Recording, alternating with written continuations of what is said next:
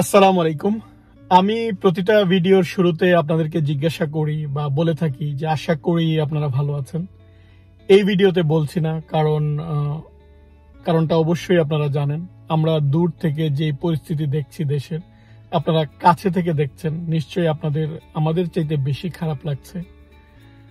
আমাদের প্রবাসে যারা বাংলাদেশি ছাত্রছাত্রীরা রয়েছে, তারাও কিন্তু বাংলাদেশের ছাত্রছাত্রীদের এই যে দাবি বা ওদের যে কোটা সংস্কারের যে আন্দোলন, সে আন্দোলনের সাথে ওরা সম্পৃক্ত হচ্ছে এবং এই যে কোটা সংস্কারের আন্দোলনে যে আক্রমণ হচ্ছে বা ছাত্রছাত্রী নিহত হচ্ছে, এর জন্য তারাও কিন্তু এই সমভাবে ব্যথিত এবং তারা এর বিচার চাচ্ছে।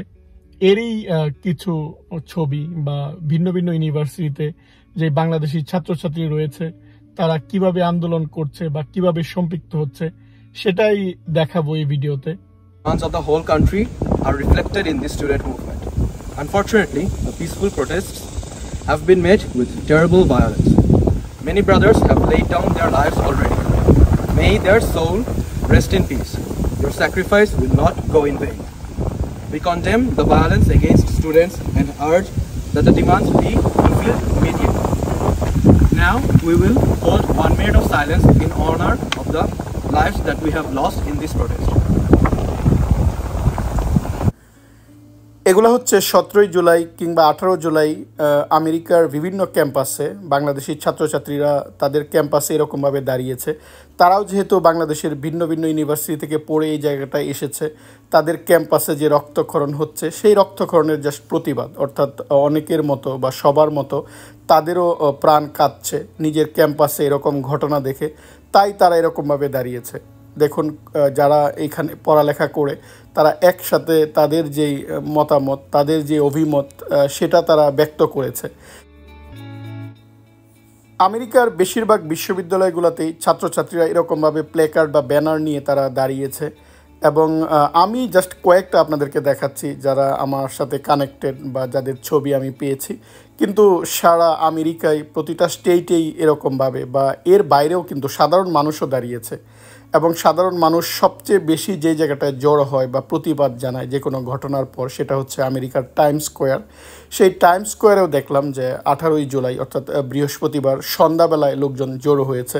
যে কোনো ঘটনায় দেখা যায়, দেখবেন যে টাইমস স্কোয়ারের এই জায়গাটায় দাঁড়িয়ে লোকজন প্রতিবাদ করে এবং তারা এই জায়গাটায় আসছে, প্রচুর মানুষ এই জায়গাটায় আসছে, সেটা একটু দেখুন।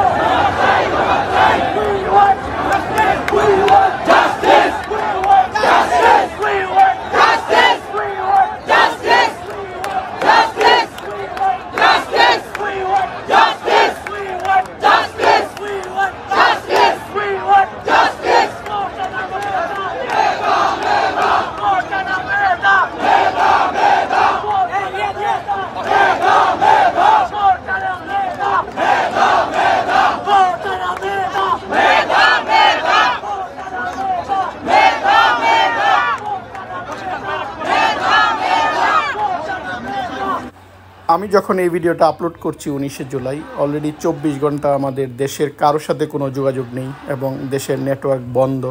এই অবস্থায় স্বাভাবিকভাবে আমরা অস্থির হয়ে আছি, কারণ প্রিয়জনের সাথে কথা না বলতে পারলে বা দেশ কেমন আছে সেটা জানতে না পারলে স্বাভাবিকভাবে আমাদের অস্থির হয়ে যাওয়ার কথা, সেই অবস্থায় বিরাজ করছে।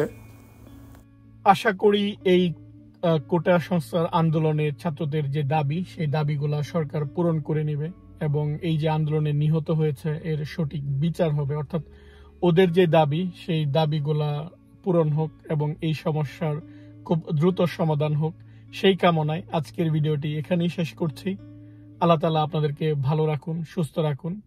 আল্লাহ হাফিজ।